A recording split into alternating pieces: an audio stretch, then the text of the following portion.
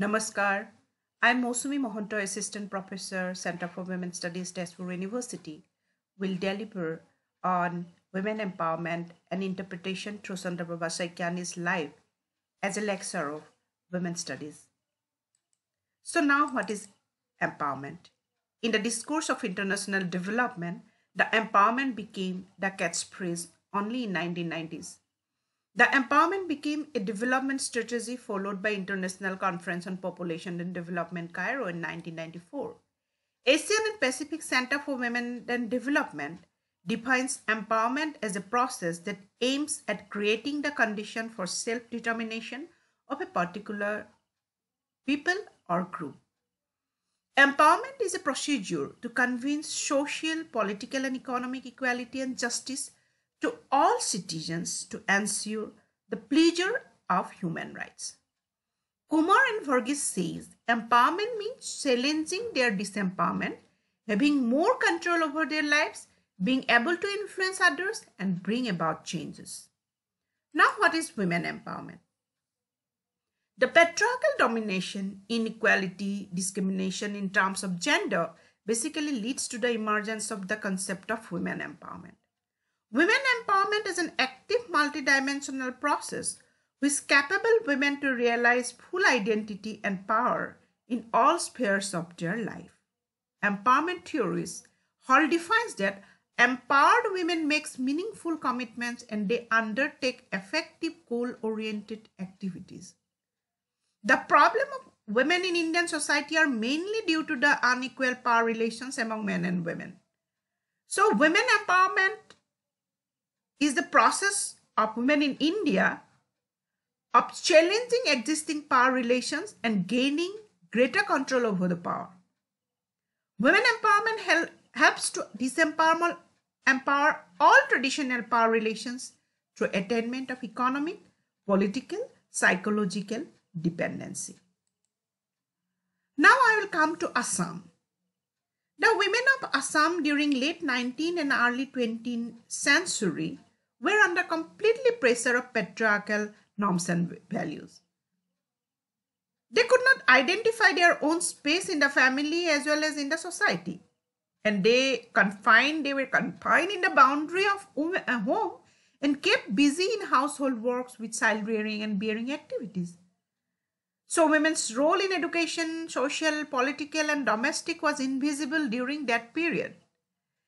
Baptist Christian missionaries started some schools for girls and boys during 1830s, but the participation of the girls for school education was very poor. Missionaries mentioned that the barrier of women education was the traditional culture and the values of the societies of Assam.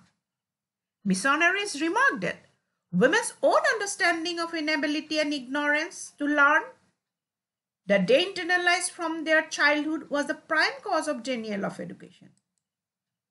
During that period, a great woman named Sandarbha Saikyani had taken birth. Jyotiram Majumdar and Ganga Priya. She left the mark in the history of Assam with the effort of obliterate the darkness of women during her lifetime. So the concept of empowerment was not anywhere. In that phase, Saikyani, with her endless endeavor in promoting women's education, women's right and justice, empowered the women folk of Assam. She had taken her primary education in other villages, overcoming the obstacle of not having a girls' school in her village. But she was fortunate of having a parents who had supported her and her sister in conducting their education. Saikyani's sister, Rajani Prabha, was the first women doctor of Assam. Saikyani opened a girls' school in her village and also encouraged the girls to study in the school. In her early life, she could understand the importance of education for better future of the girls. The first major concern of Saikyani was the right to education. for which she continued her studies after primary education in Nagaon Mission School in 1915. After that, she devoted herself in teaching for many years, first in Nagaon and later in Tezpur. And she got experience in social work from the missionaries. She established Tezpur Mohila Committee in 1990s and Assam Mohila Committee in 1926. During that period, the women of Assam was not very progressive, as I mentioned before, and they did not come out for their rights, own rights. Not only there was absence of workers, but also there was a lack of women leaders in the state. It was very difficult for Soikyani to form an organization and continue working with it. Some of the women organizations in India were started during that period and actively working during that phase of Mahila Samiti. These organizations were Women Indian Association in 1970, National Council of Women in India 1925, All India Women Conference in 1927. And Chandrababa Saikyani, with her foresightedness and activeness, was able to bring Mahila Samiti up to the mark of national organizations. Her skillful planning helped women of all color, caste, and class to work in the same way for empowerment. And she opened a branch of Mahila Samiti in different districts of Assam. Saikyani was a woman with great revolutionary mind, and she believed that women should have self-assertion, self-dignity, and should have power to fight against the evils of the society. Saikyani was the first woman of Assam who publicly raised her voice, breaking the silence, and encouraged many others to do so. Assam Pradeshik Mahila Samiti was the platform framed by Saikyani to raise the voice for women's right to education, widow remarriage, abolish child marriage, border, and untouchability. Saikyani was the first report of Mahila Samiti wrote that the aim of Mahila Samiti is to be self-dependent, to avoid luxury, to be skilled and adorned with knowledge. So most important goal of Mahila Samiti was the promotion of women's education. Samiti demanded more girls' high school and ME school and increase in number of scholarship boarding facilities for girls. Saikyani encouraged women to take participation in the election of local boards of every district and also requested every local board or municipality to facilitate every woman with primary education. Saikyani was a great follower of Mahatma Gandhi, and the Gandhian ideology was reflected in every aspect of Saikyani's action. During 1921, the non-cooperation movement gained momentum in Assam along with the rest of the country, and Mahatma Gandhi visited Assam during that period. Chandrababa was present in the meeting where Gandhi addressed the gathering.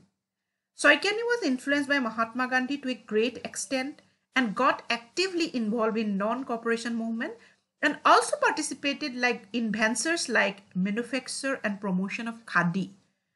Saikyani traveled by riding bicycle all around the villages and organized women of rural Assam. She educated them about the movement, and she was successful to realize the women folk about their capacity and importance of spinning and weaving. Inspired by Saikyani, many women came out from their home and joined in the freedom movement, and khadi became the symbol of economic independence of women of Assam. Saikyani through Samiti inspired women of Assam to involve in social reform movement.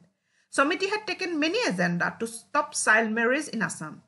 The Assam Mahila Samiti was involved in spreading awareness on Sarada Bill, later known as Prohibition of Child Marriage Act 1929.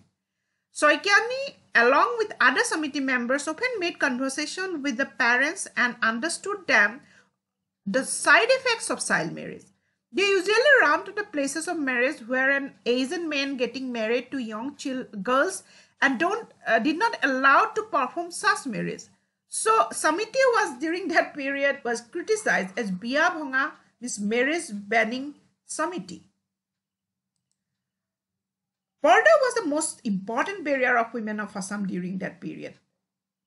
And it is one other cause of seclusion of women from social, political, and educational participation. Saikani was very much conscious of women's rights and made of her effort to raise consciousness among the women of Assam continuously through her action.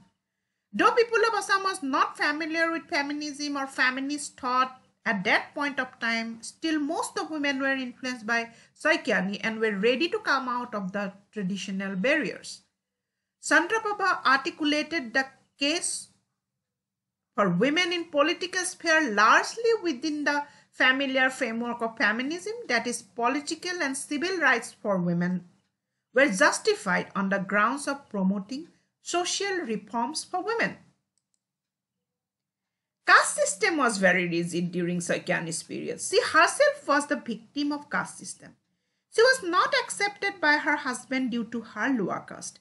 She had struggled for whole life with her son as a single mother. Sometimes she was tagged as unmarried mother and had to face great extent of disgrace and criticism from the society. But Saikyani was bold enough to overcome all struggles and criticisms. She raised voice against casteism strongly and became the role model to break the barricade of caste system. Chandraprabha Saikyani, through her writings, tried to sensitize women of Assam on different social issues.